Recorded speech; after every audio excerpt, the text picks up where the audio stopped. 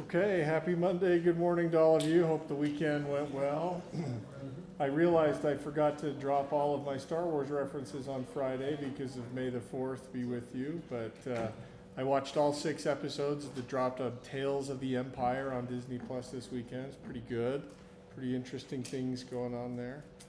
I'm pretty deep into Star Wars lore, so if you name a Star Wars character, I can probably do it. Probably tell you what it is. Anyway, sorry for the nerd alert. One of my former students, actually, who used to work in the lab, texted me on Saturday saying, "Hey, Dr. Price, I'm in Disneyland and we're flying the Millennium Falcon ride, and I'm thinking of you on the 4th, so may the 4th be with you." I was like, "Aw." I asked him whether he had actually succeeded in securing both containers of coaxium on the Millennium Falcon ride, and he said yes. Took him a couple of tries, but he did it. It's always a bummer, though, when you get in that Millennium Falcon ride and a child is flying the Millennium Falcon. I know it's all about children, but for goodness sakes, put somebody in there that can hold it steady. All right. Well, we've got maybe a few things left to do in Chapter 14. Chapter 15 is mostly review on carboxylic acid, so you're going to have a chance to catch your breath a little bit. Of course, we've got a ton of stuff in Chapter 16 to do, and you have an exam that opens up on, Thursday and Friday? So it is what it is. Let me say just a little bit more about acetals. We talked through the mechanism of acetal formation, which is with a ketone or an aldehyde under acidic conditions, but not aqueous conditions. You guys can't see anything? No, I've been recording the whole time, so at least it's there. I haven't really been pointing to anything interesting yet.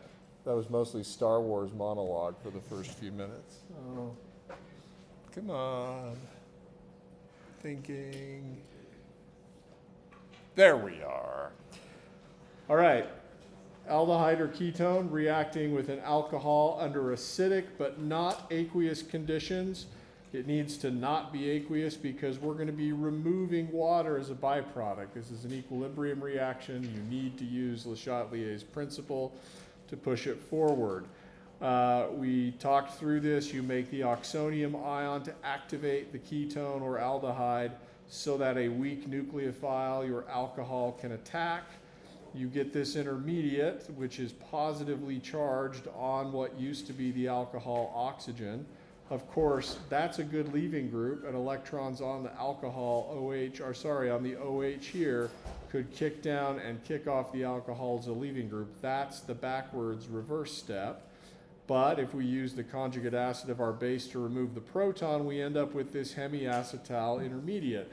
These are generally not stable, as we talked about, unless we're talking about cyclic hemiacetals, which are stable and can persist in solution. Carbohydrate, like glucose, is an example of that.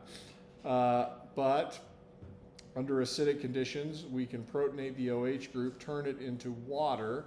Then we have another classic beta elimination situation, a good leaving group with a lone pair beta to it.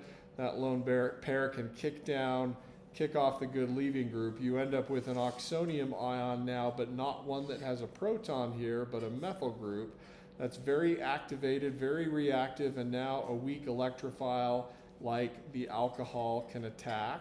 Of course, water could just attack that oxonium ion. That would be the backward step.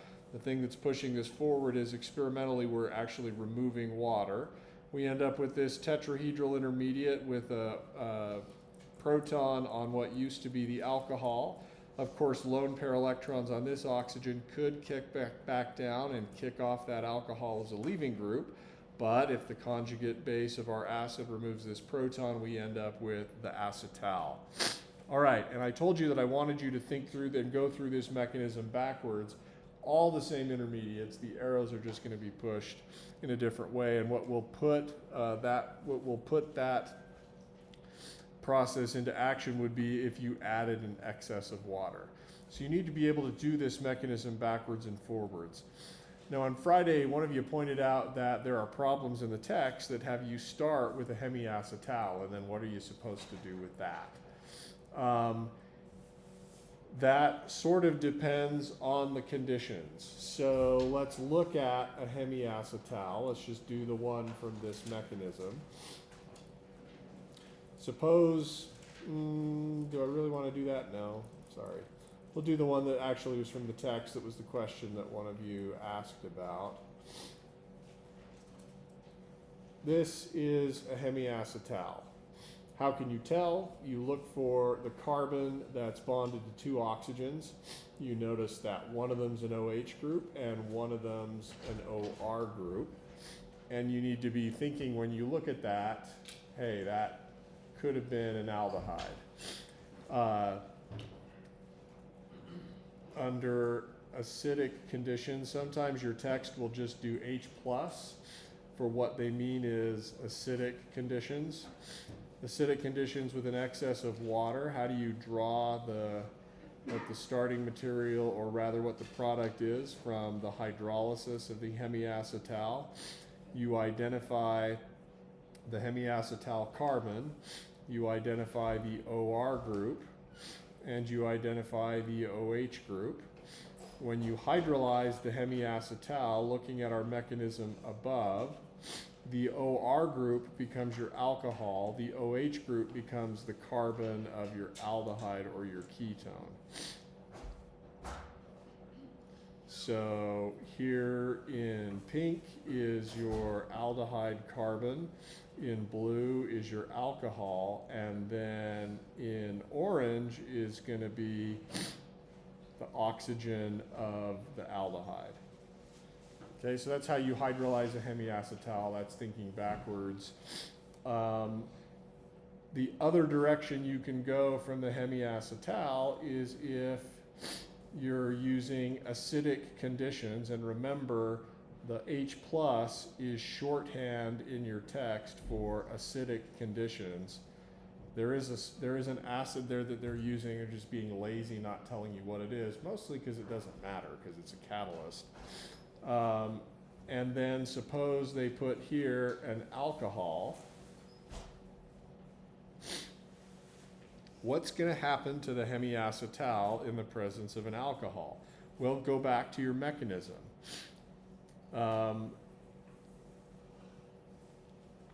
With an acid catalyst in the presence of an alcohol, you can protonate the OH group, turn it into a good leaving group, get the oxonium ion, and then the alcohol attacks.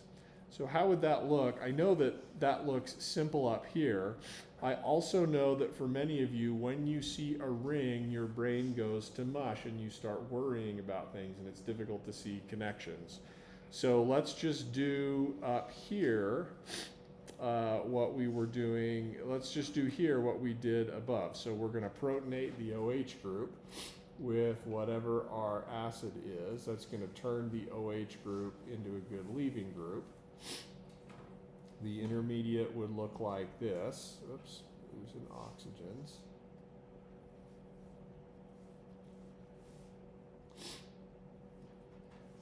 Okay, compare this structure here to this one here. Water has now become a good leaving group. You have protons beta to the good leaving group that can kick down, and the good leaving group leaves.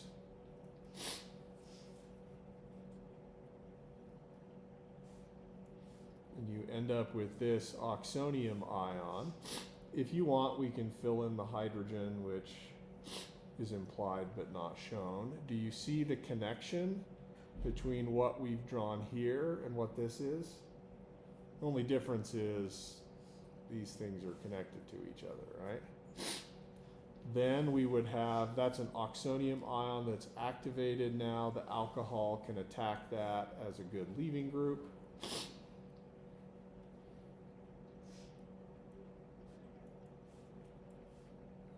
This generates this intermediate, which is still positively charged on the oxygen, but we can regenerate our acid catalyst as the conjugate base of our acid removes a proton to give us the acetal product of this reaction.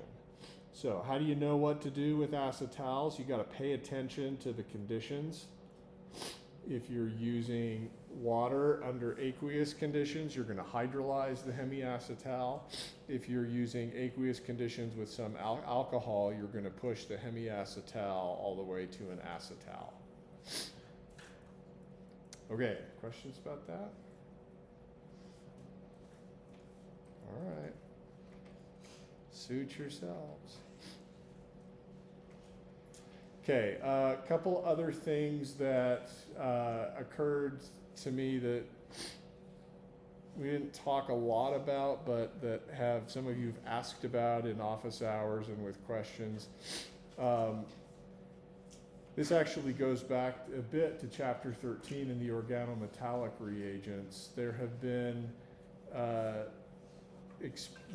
problems in the text where you were given something like this and said, you have to make this, and every carbon in this needs to come from, oh, I don't actually like that, sorry.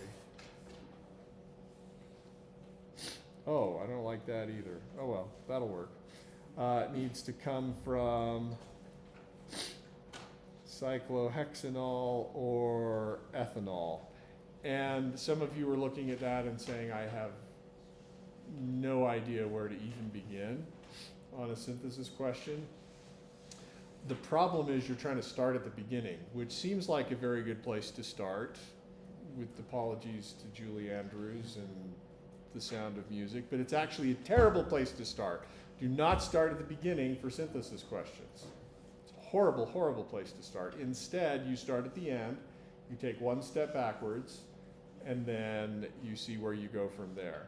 So some of you are looking at this and saying, okay, I got to begin here. What am I going to do? Well, there's a gazillion possible things you could do with either of these. Only a few of them are productive. It's not going to be clear what you should do with these until you take a few steps backwards. So when I'm doing a synthesis problem, I look at this and I say, what reaction do I know of that gives me a tertiary alcohol as a product? Or alternatively, what bond do I think I made in the last step? So what do you got?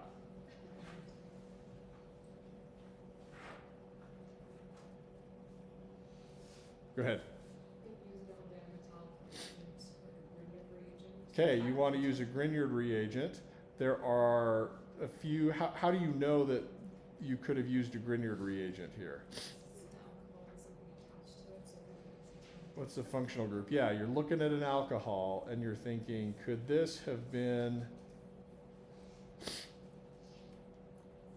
this? Right? Because when the organolithium or the Grignard reagent reacts, and then after aqueous workup, you end up with a tertiary alcohol. Okay?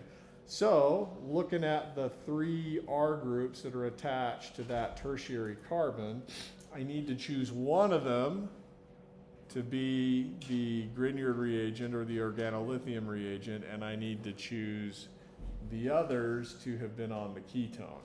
What do you think's the best choice? We'll color code it. Pink is for the R groups on the ketone. Blue is for the R group on the organolithium reagent. So, what do you think I should choose? Now I can use the starting material to inform my choice. If I get to use this six-membered ring, it probably doesn't make a whole lot of sense to try to be making that some other way. So probably makes sense to have those two be on the ketone. And then probably makes sense to have this be the Grignard reagent. So I'll use my retrosynthetic arrow to draw what the starting materials would have been. I need 2 carbons in my Grignard reagent or my organolithium reagent, so that's going to look like this. Now at that stage, if I want to think forward, I can. I can make this a mechanism problem and see if I actually do this, does that give me the desired product? Sure. Okay? Now I've got a simpler problem.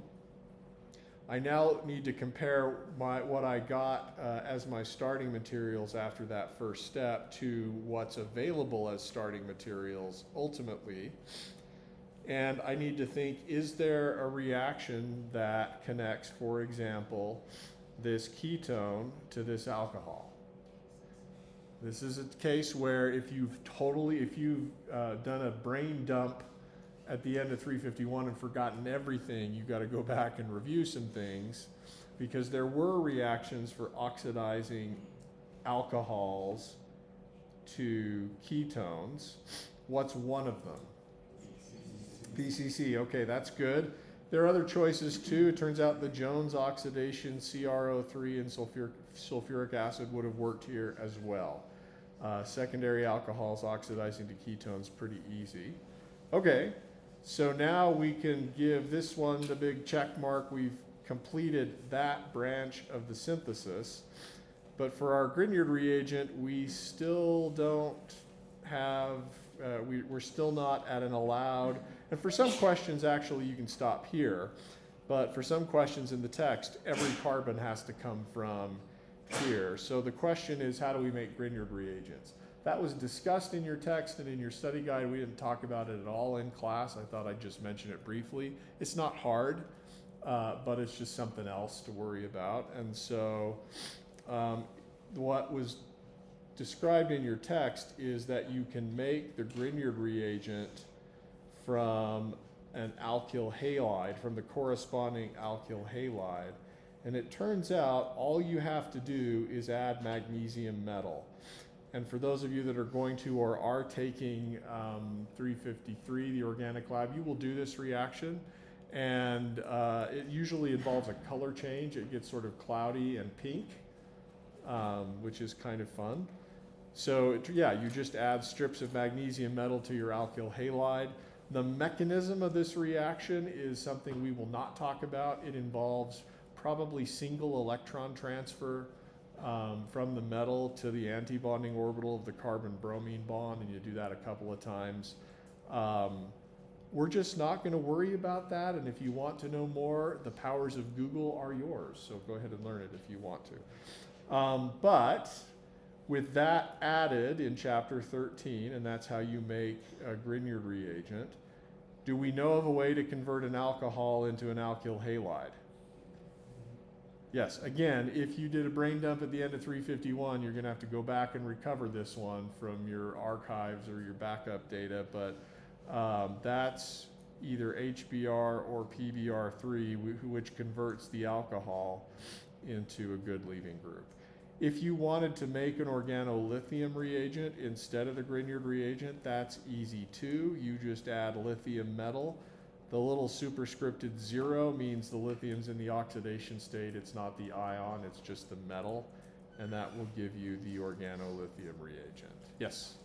Will we, for this example, we have to worry about HBr versus PBr3 working with tertiary and secondary or primary alcohols? So the question is there a question on this exam which reflects the fact that for tertiary alcohols, you'd have to use HBr because PBr3 uses an SN2 mechanism. I reserve the right to do that.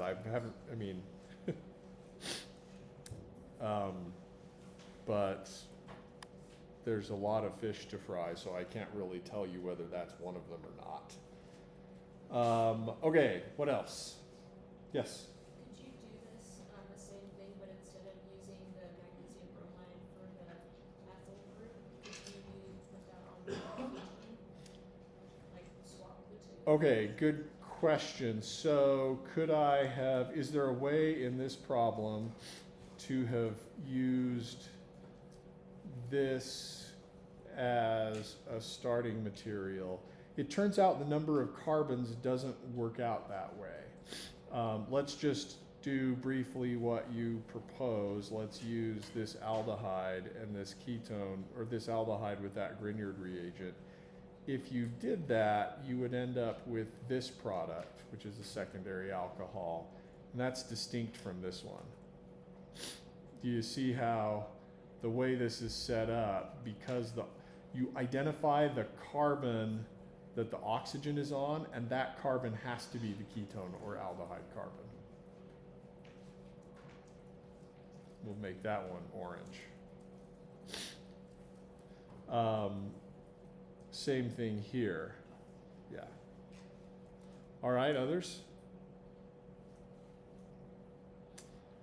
Okay, and the last thing I wanted to pick up from chapter 13 that we sort of didn't talk about is something that's probably familiar to you because we talked about it in 351, but nature's reducing agent. You should be aware of this. You'll get this in biochemistry.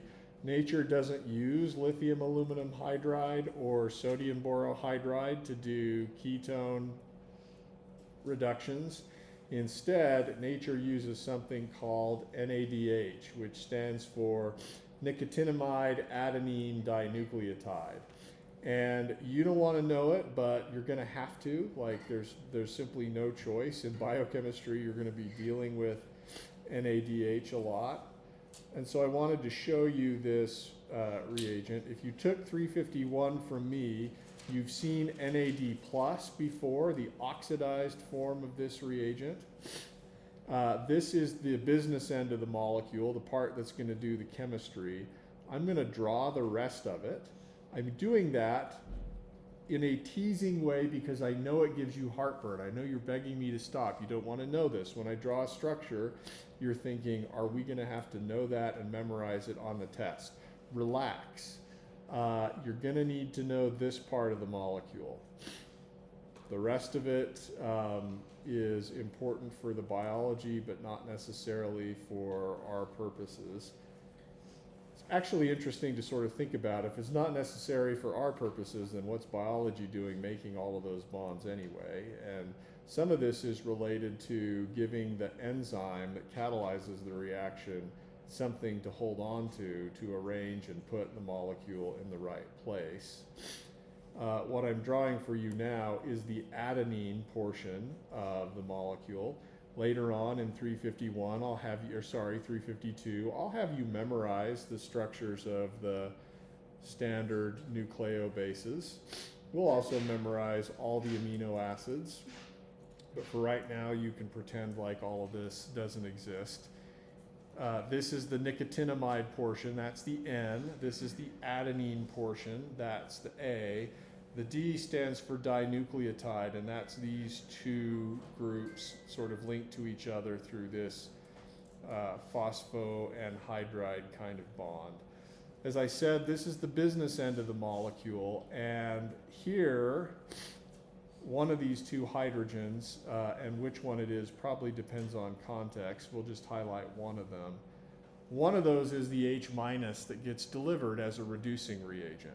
So just to recall, in chapter 3, when we wanted to reduce an aldehyde to a primary alcohol, we had the borohydride reagent deliver H- to the carbonyl carbon to give you a tetrahedral intermediate that would then get protonated on aqueous workup. We're going to do a similar thing in biology. Here I'm going to show you the reduction of a ketone by NADH. This ketone happens to be called pyruvate. You will encounter pyruvate later on in this class. It's the endpoint for glycolysis. But the mechanism is very similar to what you've seen before for ketone or aldehyde reduction. I know someone out there is saying, do I need to know that that structure is pyruvate? Not today, but eventually, yes.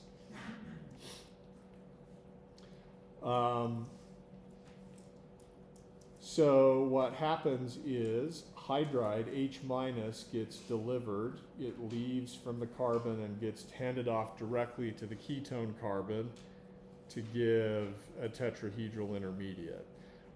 You actually only need this arrow, but there's a couple other arrows you can push as well to help the process along. in any case, after the reaction, what you're left with, and I'm just going to draw an abbreviated portion of the NAD plus molecule that's left behind after the hydride leaves. This is called NAD plus, and then pyruvate is going to be in its negatively charged reduced form until it picks up a proton from some source, possibly a group in the enzyme, possibly from water. We don't really care at this point.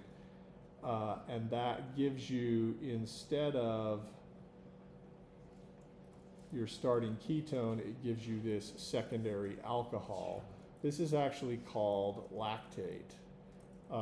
We've made a stereocenter, and I suppose I could point out that, oops, we're erasing too much.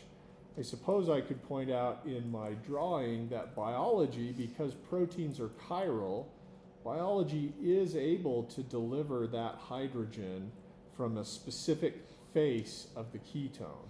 If you were to make a stereocenter and do this reaction in the lab without the protein and the NADH, if you just did this with sodium borohydride, you would get a mixture of enantiomers. In biology, though, because this reaction is taking place in the context of an enzyme that's chiral, you get one enantiomer instead of multiple enantiomers. This one happens to be the L enantiomer. That's an old-timey way of talking about stereochemistry. But this is the reduction of pyruvate to L-lactate. Yes?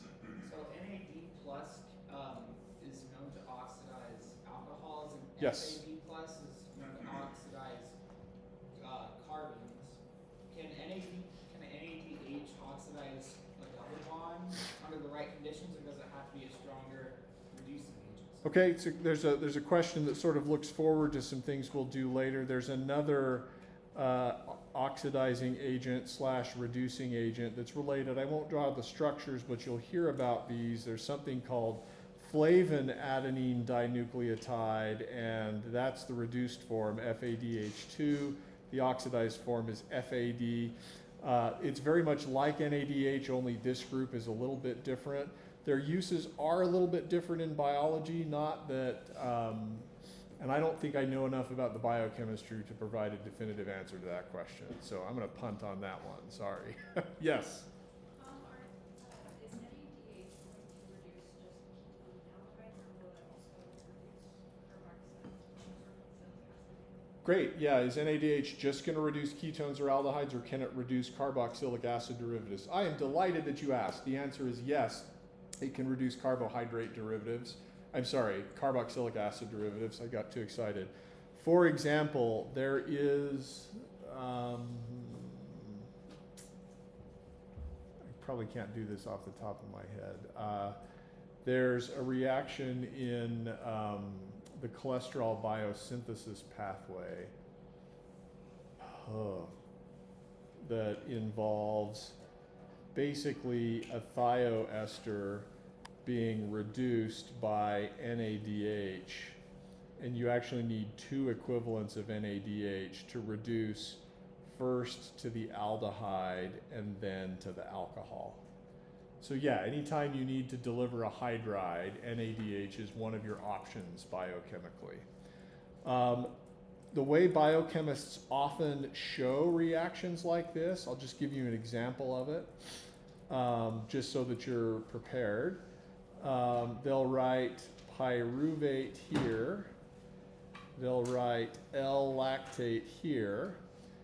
Either above or below the arrow, they'll write the enzyme name. In this case, the enzyme is called lactate dehydrogenase. Sometimes enzymes, because enzymes are catalysts, they don't care which way the reaction's going, they just lower the energy of the transition state. Sometimes enzymes are actually named for the backwards reaction. Lactate dehydrogenase would be the reaction that takes lactate and NAD plus and oxidizes to pyruvate and reduces NAD plus to NADH. In any case, In the forward direction, you go from pyruvate to lactate, and then sometimes they will show NADH is what is called a cofactor in the sense that, but we would think of it in organic, biochemists call it a cofactor. In OChem, we would think of it as just a reagent. But they'll show NADH going into the enzyme and coming out as NAD+. Here's something I really detest, but I will show it to you because the biochemists will show it to you this way. Do you remember how we made a negatively charged tetrahedral intermediate and we had to pick up a proton from somewhere? And that was either water or the enzyme.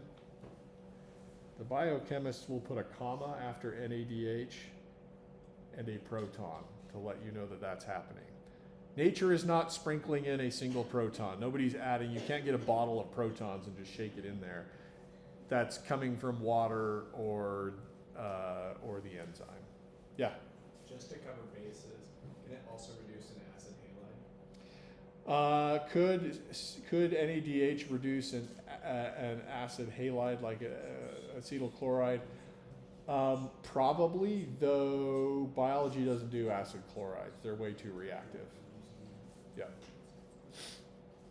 Okay, yes.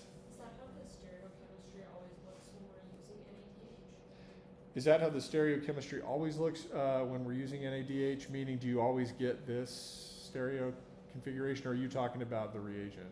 Yeah, at the end where the OH group is behind. Oh, here. That will depend. So which side, which face of the ketone the hydride gets delivered to. As we've drawn it here, the hydride got delivered to the top face of the ketone. Well, how do you tell whether the ketone's the top face or the bottom face? It honestly depends on how the enzyme holds on to the ketone and then where the NADH is. The enzyme controls that. So no, the hydride doesn't always get added in this way. It's going to be context dependent. You're not supposed to predict that. The enzyme controls it. Yes? Is pyruvate resonance stabilized? I mean, the carboxylic acid portion certainly is, yes. Is that what you were talking about, or were you thinking about something? Does that affect its interaction with the enzyme? Probably. There are groups in the enzyme active site that are at least hydrogen bonding with the negatively charged oxygens and helping hold it there. Yeah. Okay, so that was a ton of stuff. There's one more reaction from chapter 14 we need to talk about. This is called the Wittig reaction. So it's a German chemist, Georg Wittig. Do not say Wittig. You can, but you will irritate. So if you want to irritate people, actually go upstairs and ask Dr. David Michaelis in office, what is it, 408? I don't know. If there's my office, which is 406, the conference room, and then David Michaelis' office, go in there and ask him about the Wittig reaction and see how he responds. He's a good sport. Wittig reaction, anyway. There are a lot of reactions in organic chemistry that are named after deceased people who discovered them, and this is one of them. This won the Nobel Prize in 1979. None of you remember that year, neither do I, but it is the year I was born. So we're sort of adjacent in history to when these things were even recognized. Usually Nobel Prizes are awarded 15 to 20 years after or more after an important discovery. So this is somewhat old chemistry. The Wittig reaction makes carbon-carbon sigma and pi bonds together. So the product is going to be an alkene. And the interesting feature of the Wittig reaction is it is what we will call convergent. Convergent means two pieces are coming together. We could even call this a Lego type reaction. If you've not been to my office, please come see my Star Wars Legos. I had a student some time ago walk into my office, and I think they were unimpressed actually by the quantity of Legos I had. Not that they were expecting more, but they thought it was actually somewhat creepy and perhaps juvenile. They're like, so you like Star Wars? Was the tone of voice. So anyway, feel free to come and mock or take a tour. In any case, this is a reaction that brings two different pieces together, clicks them together to form a double bond. The two pieces are, first, an aldehyde or a ketone,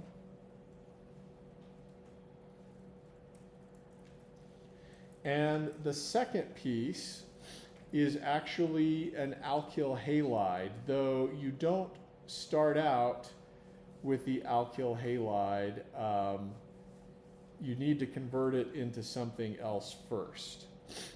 So there's a two-step reaction series that converts this alkyl halide into, you're going to love this, something that's called a phosphonium ylide.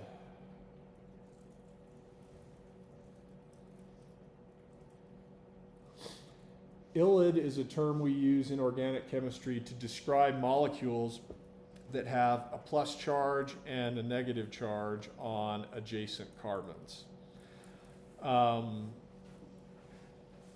Phosphorus already has 4 bonds here. Phosphorus is from the same row of the column of the periodic table as nitrogen. pH is an abbreviation for a benzene ring. I just didn't want to draw 3 benzene rings attached to the phosphorus. So you have to imagine that. Phosphorus, like nitrogen, when bonded to 4 things, should have a positive formal charge. This is the most useful structure of the ylide, though you will see some people who are uncomfortable drawing positive and negative charges on adjacent carbons. Draw the following resonance structure. I'm going to be even more specific, actually. There's a hydrogen there, lone pair on the carbon. Some people will draw the ylide with the following resonance structure. That's okay. It should give you a little bit of heartburn because there are 5 bonds to phosphorus. On the other hand, phosphorus is a 3rd row element, and 5 bonds are okay with 3rd row elements. In part because of their size and the ability for 5 things to orient themselves around phosphorus at bond lengths that are still stabilizing. In any case, either of these resonance structures is okay for the phosphonium ylide, but I'm going to use this one.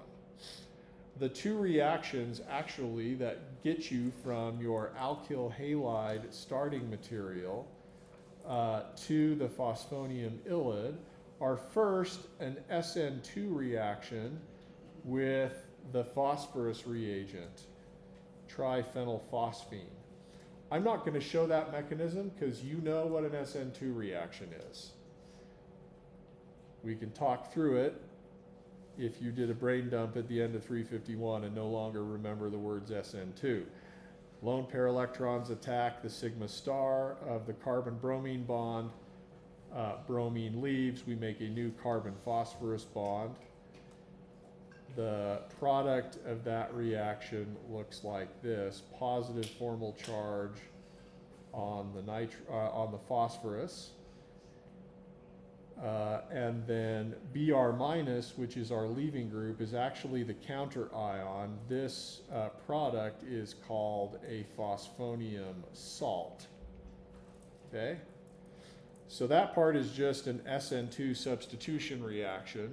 Now compare the phosphonium salt with the phosphonium ylide. The only thing that's missing is a hydrogen, right? The phosphonium ylide is the conjugate base of the phosphonium salt. We just need a really good base to remove one of the protons on the carbon that has the phosphorus. And so our second reaction is going to be a deprotonation reaction. We just need a really strong base. Now there's a lot of things we could choose, and we won't worry too much about, I'm sorry about the random scrolling. There's like a hair on the screen that I'm trying to wipe off. I guess I'm losing hair while I'm talking to you. Okay. there's a lot of things we could choose. We're not going to worry too much about what this base is that's removing the proton. In practice, people use really strong bases. 1, 2, 3, 4. The reagent that we're going to use is called N-butyl lithium. N refers to the fact that the lithium is on the end of the chain. This is a organolithium reagent. We've used it before to attack ketones, aldehydes, acid chlorides, esters, and so on. We can also use it as a really strong base. Remember that organolithium reagents are basically like carbanions, and that carbanion is the conjugate base of 1, 2, 3, 4, too many carbons, 1, 2, also still too many carbons. The conjugate base of a really, really, really weak acid, butane, which has a pKa of like 50. So this is sort of the nuclear option as far as bases are concerned. The negative charged carbon removes a proton from the phosphonium salt to give you the phosphonium ylide. Why are we doing this? Because you're going to face synthesis questions like we just sort of talked about, where they tell you, starting with an alcohol, do this Wittig reaction, and you're going to have tools for connecting an alcohol first to an alkyl halide, then to the phosphonium salt, then to the ylide. Okay? Some of these you probably need to memorize. They're not that hard, but just keep them in your toolbox. Questions about that? All right, that's a lot of setup, but no payoff yet because we haven't even done the Wittig reaction. So you react the aldehyde and or ketone with the phosphonium ylide, and the Wittig reaction products are as follows. I'm going to highlight the carbon from the aldehyde, and we're going to highlight the carbon from the phosphonium ylide. And you're going to see the products are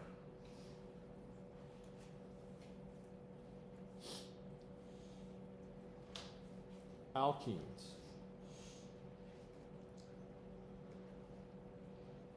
And where stereoisomers are possible, you can expect to get both possible alkene stereoisomers. So see that this reaction takes the carbon from the ketone and the blue carbon from the phosphonium ylide and links them together via a carbon-carbon double bond. Notice what's not there anymore.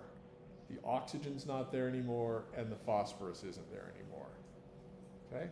So I'll show you the mechanism for this reaction. It's also shown in your text. It's basically what you would expect, at least the first step is. It stands to reason that the negatively charged carbon on the phosphonium ylide should be nucleophilic. And we know that aldehydes are electrophiles. So we're going to have the negatively charged carbon in the phosphonium ylide attack the pi star of the ketone or aldehyde.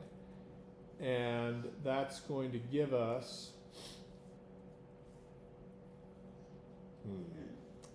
you would expect that to give us a tetrahedral intermediate, and it does. I'm just going to try to be, I'm going to follow closely what your text does. So the first set of arrows is negatively charged carbon attacks the pi star, electrons kick up onto that oxygen. However, there's evidence that something else also happens in the same concerted step. This is new. You're not expected to be able to predict that this would happen, but there's evidence that it does. At the same time as we're having the negatively charged carbon attack the carbonyl carbon of the aldehyde, the oxygen from our aldehyde or ketone attacks the phosphorus. That's sort of weird. And again, I don't expect you to have been able to predict that this would happen. Let's draw what the product should be. I'm going to continue to use color to highlight the carbons so you can see what's going on. Here is the new carbon-carbon sigma bond we just made. This is what used to be the aldehyde carbon, and you've got an R group and a hydrogen. In blue is where the phosphonium ylide reagent carbon is. And then here is the phosphorus. That phosphorus is bonded to 3 benzene rings. Again, I'm not drawing them, I'm just abbreviating them with pH. Here is our new phosphorus oxygen bond. And then here is the R group and the hydrogen that was on that phosphonium ylide reagent. The phosphorus still has a positive formal charge on it.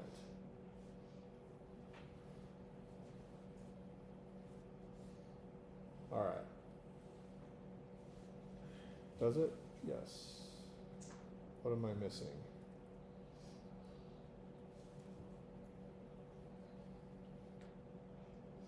I'm sorry, the phosphorus doesn't have a positive formal charge on it.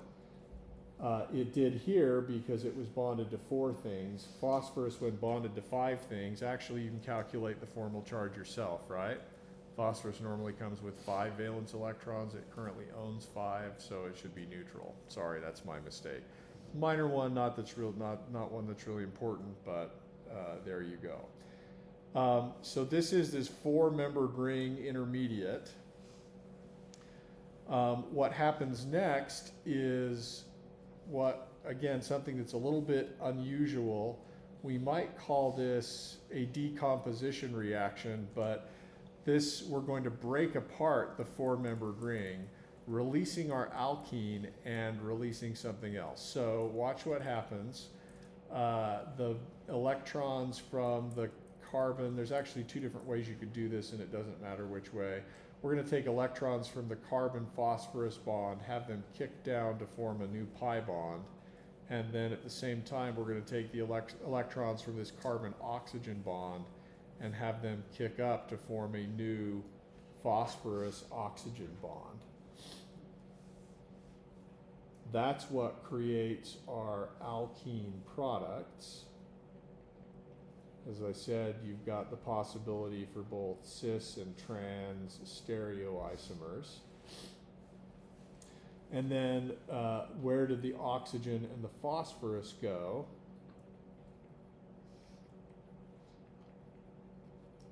They leave as this product, which is called triphenylphosphine oxide. And this is actually very stable.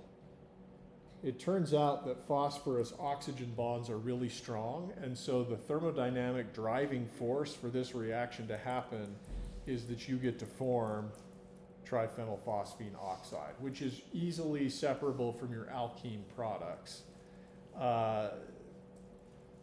and provides the major driving force for this reaction to happen. Okay.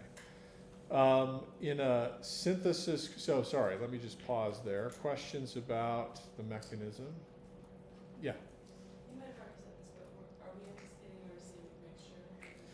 anticipating a racemic mixture? Would you be anticipating a racemic mixture? You're not making stereo centers here, so no, but you are going to get both cis and trans isomers. Now you may be asking, do you expect them to form in a 1-to-1 mixture? And the answer is, I'm not sure. It's not totally clear. Let me just see if your text has a statement on that, whether you should be expecting